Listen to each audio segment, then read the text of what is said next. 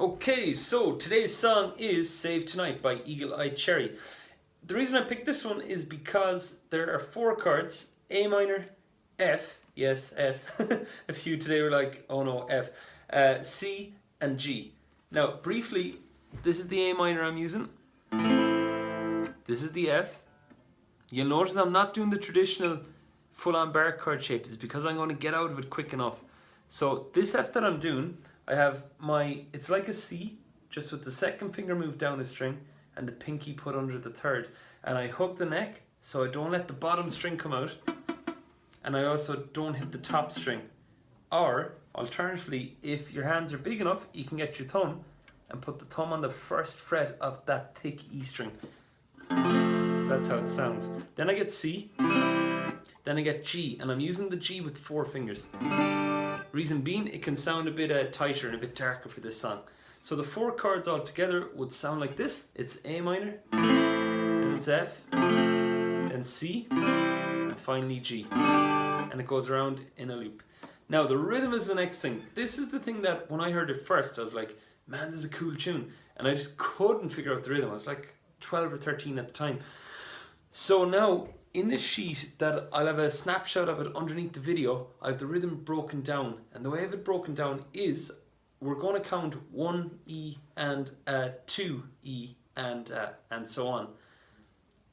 You're going to see the arrows that fit over each section, so you'll be able to map it out.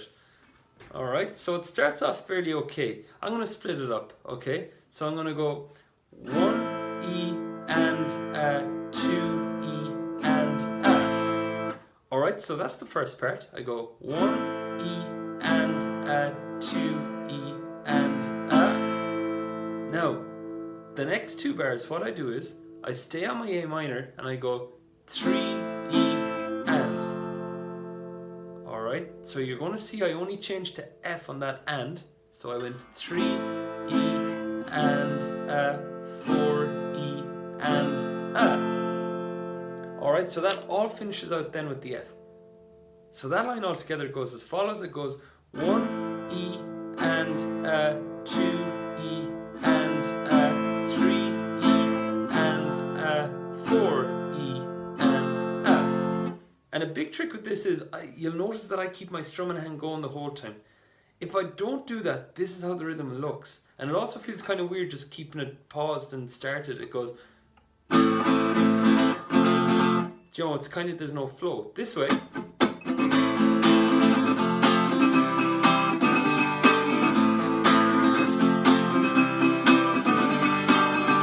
alright, now that pairing that we had in that whole 4 bars, you do the exact same thing this time, except you're putting in C instead of A minor and G instead of F. So it goes 1 E and 2 E and 3 E and 4 E and.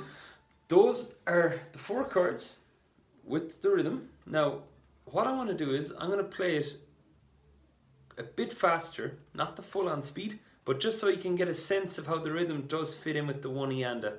Alright, so I'm going to go 1 E and 2 E and 3 E and 4 E and 1 E and 2 E and 3 E and 4 E and.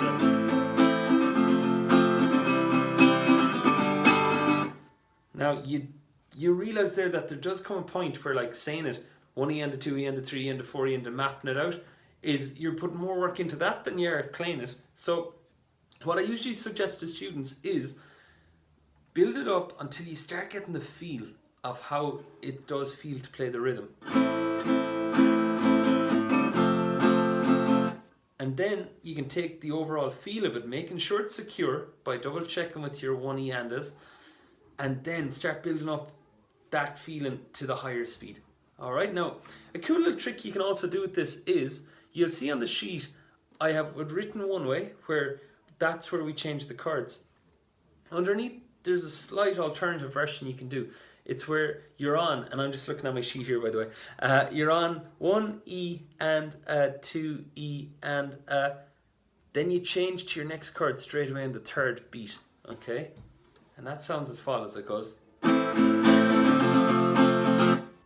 Okay, so if I'm going to play the rhythm doing it that way now, it's going to go 3, 4.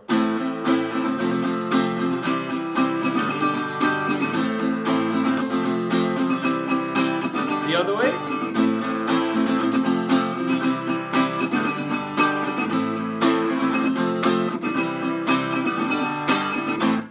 And that is all that song, okay? There is a breakdown, you just play the rhythm a bit quieter, and then you can build it up and down as much as you like. Any questions, pop them in the comments below, no problem.